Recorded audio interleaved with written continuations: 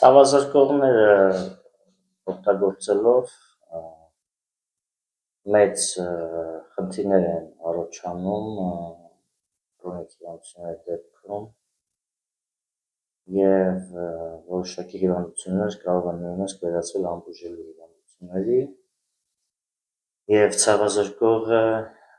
իրականում խանգարում է նաև բժշկման ժամանակ արգելում է կամ խանգարում է բլոկադայի ենթարկելով որոշակի ռեցեպտորներ, որոշակի իմունային պրոցեսներ,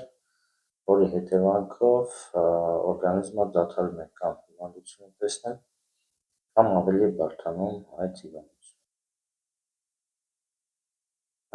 Նրանք, ովքեր հաճախ են ցավազրկող օգտագործում և այն պացիենտները, ովքեր սիրում են ցավազրկող, պետք է իմանան, որ պտուղները լինելու են ավելի բարդ և իրականում այն հիվանդությունը, որը առաջացնում էր ցավը, բուժելով և ցավազրկելով ձեռք են բերելու ավելի ուժեղ հիվանդություն։ Տանիքը ճնշելով դադարում է օրգանիզմը տեսնել այդ հիվանդությունը, չէ՞ որ ցավի ժամանակ օրգանիզմը և կենտրոնական նյարդային համակարգը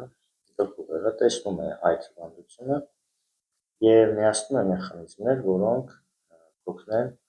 կամ բժշկելու այդ հիվանդությունը, կամ գոնե թույլ չտալու, որպեսզի այդ հիվանդությունը ավելի բարդանա։ Որպես կանոն, քրոնիկ հիվանդությունների դեպքում ցավը կոմպենսացնում է ներքին հիվանդությունը, այսինքն որպեսզի ներքին հիվանդությունը չբարդանա։ Բայց կան նաև ցավեր, որոնք սուր հիվանդությունների ժամանակ են առաջանում և այստեղ նաև շատ մեծ վնաս են հասցնում այն մասնագետները, այդ թվում շտապ օգնության, որոնք ներարկում են ցավազրկողներ և պացիենտը զանգում և կանչ է ձևակերպում, այսինքն օրինակ ճակատն է ցավում շատ ուժեղ, փոխանակ շտապ օգնության մասնագետը կարող է տեղում հասկանալ, այսինքն ախտորոշել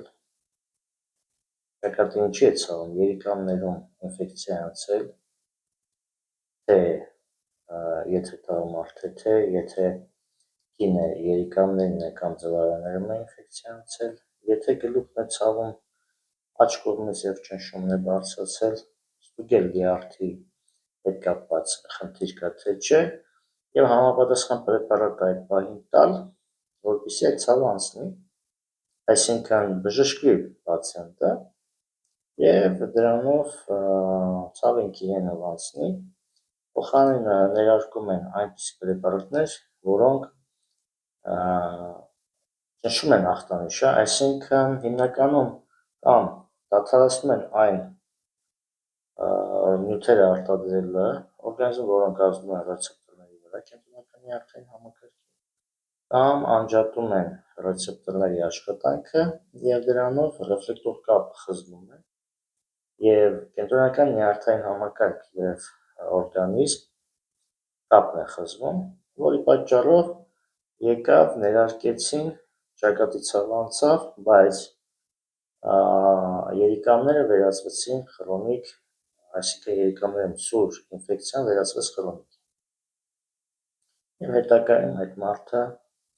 արդեն լուրջ խնդիրներ է ունենում երիկամների հետ և այդպես շարունակ, օրինակ եթե ուսերն են ցավում միաժամանակ երկու,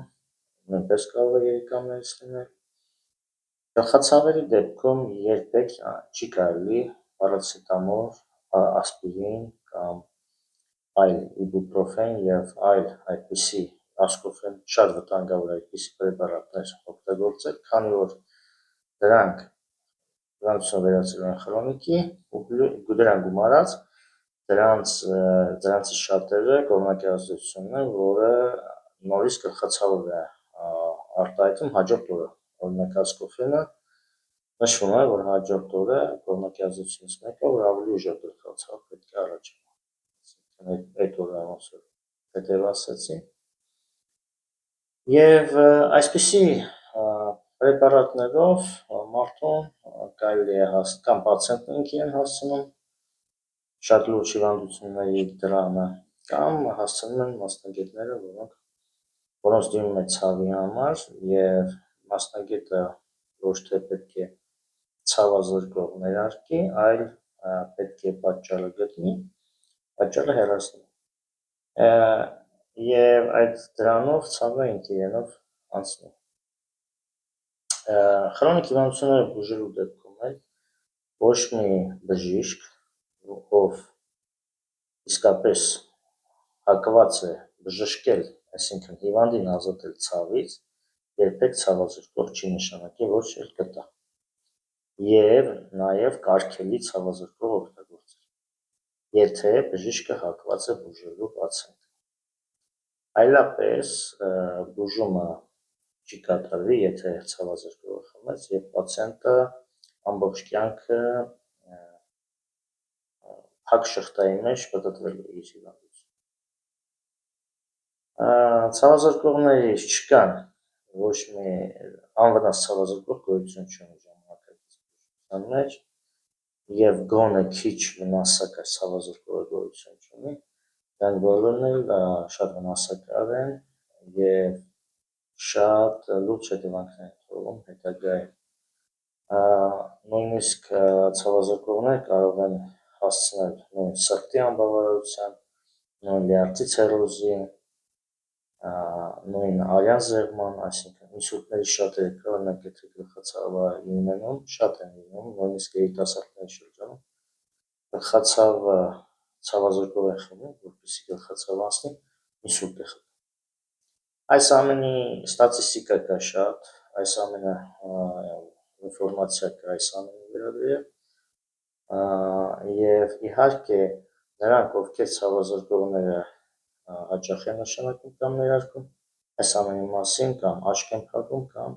չեն հայտնում պացիենտներին, բայց իրականում նույնիսկ մարդը ինսուլտ կարող է ստանալ գլխացավի ժամանակ ցավազրկող խմելով։ Այսպիսի դեպքեր կան։ Առողջ եղեք։